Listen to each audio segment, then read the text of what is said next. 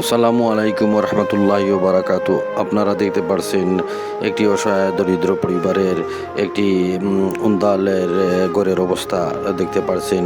উনি রান্না করে খাইতে পারছেন না, বৃষ্টির কারণে মেঘ পড়তেছে। মাশাআল্লাহ, কুটুসান ফাউন্ডেশন হাউজিং প্রজেক্ট এগিয়ে এসেছে এই রুমটি বা উন্দাল নির্মাণ করে দেওয়ার জন্য।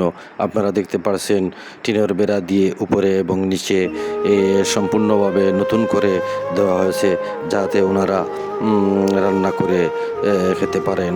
আলহামদুলিল্লাহ, যেখানে মানবতা সেখানে কুটুসান ফাউন্ডেশন হাউজিং প্রজেক্ট এগিয়ে আসছে সবসময় অসহায় দরিদ্র পরিবারের মাঝে। আলহামদুলিল্লাহ, এই রুমটি পেয়ে কতটুকু খুশি হয়েছেন ওনার মত প্রকাশ করবেন ইনশাআল্লাহ। আসসালামু আলাইকুম। আপনার তো কাছে আমি সালাম দিলাম। খুশি তুমি সিটের জন্য দিছে ঘর খানটা বানাইয়া। আমরা আপনার লাগে কোরআন শরীফ পড়িয়া দোয়া করলে তুমি হলে মাও নাই বাপও নাই। আর আমরা ঘর খানটা রয়েছে আমার রাস্তার বাকি, আমার ঘর খানটা রয়েছে আমার রাস্তা আপনাকে দিলে আরও আমি বড় খুশি হই। এখন তো খুশি হয়েছি। আল্লাহ আপনার লাগে তুমি আমরা কোরআন শরীফ পড়িয়া দোয়া।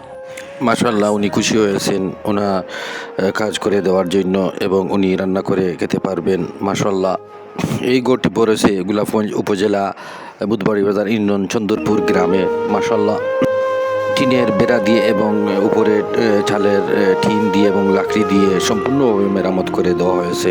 মাশাআল্লাহ, আপনারা দেখতে পারছেন। কুটুসান ফাউন্ডেশন হাউজিং বোর্ডে যে প্রজেক্টের যত কর্ণধার আছেন ওনাদেরকে যেন আল্লাহ তাআলা হায়াতে তৈবা দান করেন এবং আরও বেশি বেশি করে মানুষের পাশে দাঁড়াতে পারেন, এই দোয়া করবেন। এই বলে আমি আপনাদের কাছ থেকে বিদায় নিলাম। আরেকটি ভিডিও নিয়ে আপনাদের মাঝে হাজির হব। আসসালামু আলাইকুম রহমতুল্লাহি ওয়া বারাকাতুহু।